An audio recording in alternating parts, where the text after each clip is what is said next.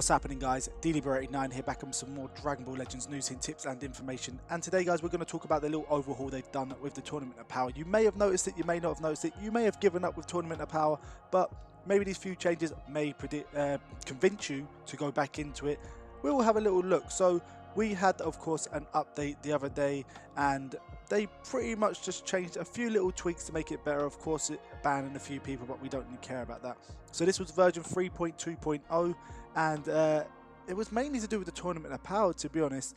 So guys, if you haven't already started playing this again, you may need to re-download the game. I say re-download the game, update the game from your app store. So the updated contents for the Tournament of Power, realistically, like I said, they've made subtle little changes, which some of them I thought were really good, and some of them I thought were really needed. So to improve your experience playing the Tournament of Power, we've added a new feature and adjusted the UIs. We made it easier to change position on the spaces during your team formation.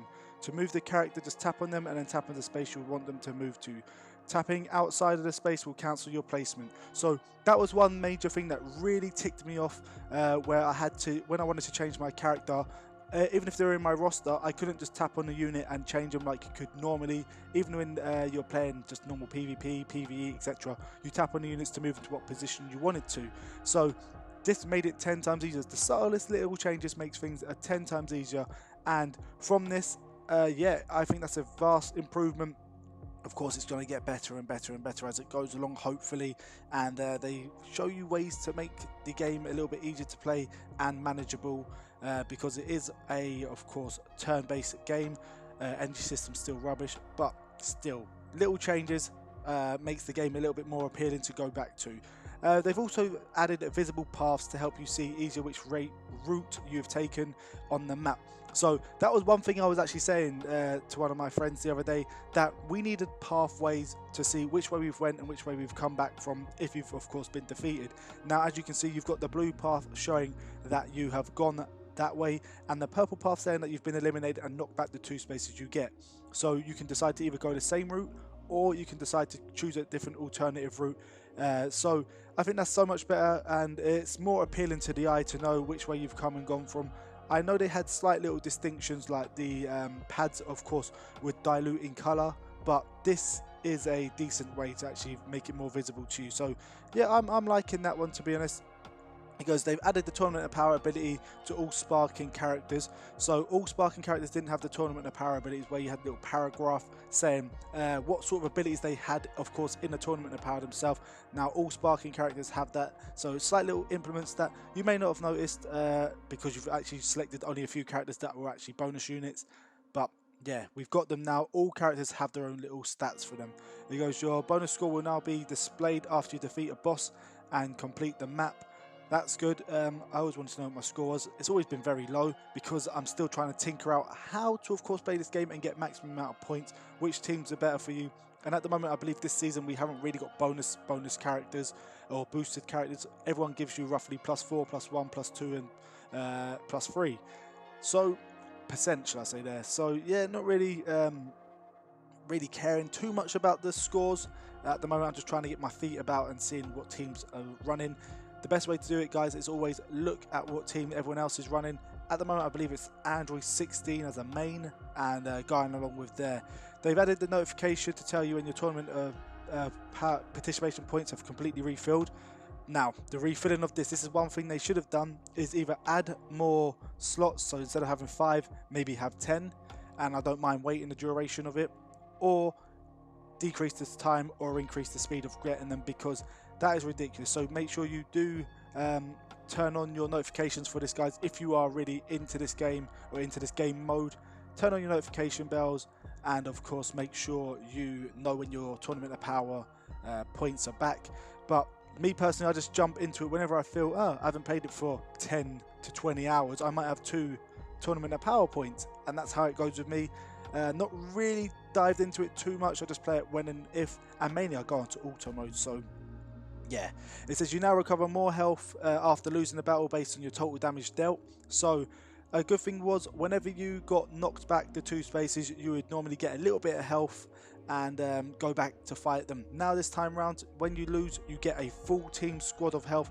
Once again, it depends on how bad a beating you got, and they recover your units that you've died with. So for example, if all your team's been wiped out, which you should if you get knocked back, all your team comes back and it's like starting anew. Plus side with that, guys, is if you do it and you go back through, you don't lose any points for losing at the moment. At the moment, you don't lose any points for getting knocked back because it's still in the trial period.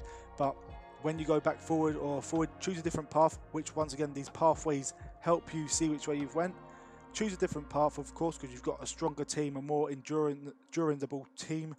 And yeah, make sure you get those points back up, guys. Yeah, bring your boost in a little bit more better, to be honest. So it says add in before transformations and after transformation button to the team details screens for your transformation. So they've added buttons so you can see what it's like when your team actually transforms, or your team member transforms, seeing the stats before and after. So as you know, you can watch the battle throughout and your team does actually fight, and of course they may transform. Best sort of team to get is people that cover guard. So you've got Jiren, UI Goku, the Vegetos, so Super Vegito, of course you've got Vegito Blue, Gogeta. Characters like those, ones who do a nice cover change, even Zamasu, they will help you out a long way in this, because they'll be constantly cover changing, deflecting that damage you should be getting. Change league positions or promotions and demotions conditions to based on proper of number of league participants. So depending on how many people play the game or how many people go into the game, depends on what league you're put into. Now I believe you start on a League C and you can potentially go up to League A and whatnot, depending on how far or good you actually rank. But that's not really important to me, to be honest. But it's good that doesn't matter if there's 100 people or 100,000 people, it could change your ranking dramatically. If there's 100 people, you may be into a rank A, but the next time there might be 100,000 and you drop to rank C. So that's a good way of making the game a little bit more entertaining, to be honest. It says now you can view the top 3 ranks from your previous 11 seasons.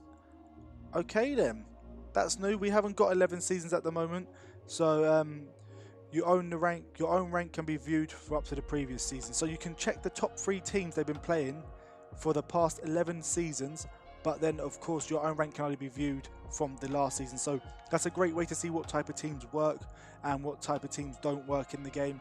Also, it does change a lot what bonus characters are going to be put in and whatnot, so make sure you are checking out those bonus categories. And then it says removing the loading time when returning to the ranks from the battle stats screen. Anything to do with removing loading time is great, so I am not really complaining about that one there. And yeah, pretty much that's the only bit of information we really want to talk about with the update for Tournament of Power. Main things are the visual things that really help out, mainly the tapping of moving characters, the pathways, and of course letting you know when your TP medals or TP energy has refilled and your battle scores. Mainly they're things that, the little things that help. Overall, the game still has a long way to go, a long way to go, guys. Once again, hopefully the next update, they will increase the medals or decrease the amount of time taken to get the energy medals, and also add more bonus characters, make it viable, and maybe put a training mode to show you how to make the best team for it. I don't know, hopefully in the future they'll do that. But let me know in the comments below what you think about this, what they need to change to this, what do they need to do to improve it, or should they just scrap the whole idea, it's not working, or should they make it sort of like Dokkan where you can physically do a turn-based game but you physically get involved, so you're not just pressing on a map and picking which one you want to go. You might be able to put them involved properly, and it takes a long time to actually go through it. Then the time would be justified if you actually physically get to fight in it, as it's be time based on what you've got. I don't know, but let me know in the comments below. But like always, don't forget to like, subscribe, and comment for more in the future. And until next time, peace.